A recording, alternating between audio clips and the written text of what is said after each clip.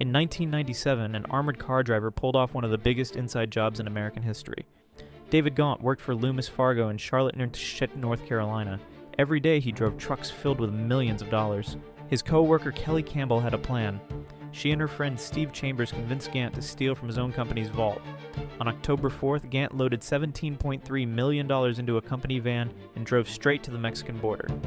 The conspirators immediately went on a spending spree. Chambers bought a mansion, luxury cars, even breast implants for his wife. Their flashy lifestyle caught FBI attention within weeks. Meanwhile, Gaunt was hiding in Mexico, living like a millionaire. But his partners had a deadly plan. They wanted to kill him to cover their tracks. The FBI moved fast. They arrested the entire crew and recovered most of the money. Gaunt was captured in Mexico, ending his brief run as a fugitive millionaire. The perfect inside job, ruined by greed and stupidity.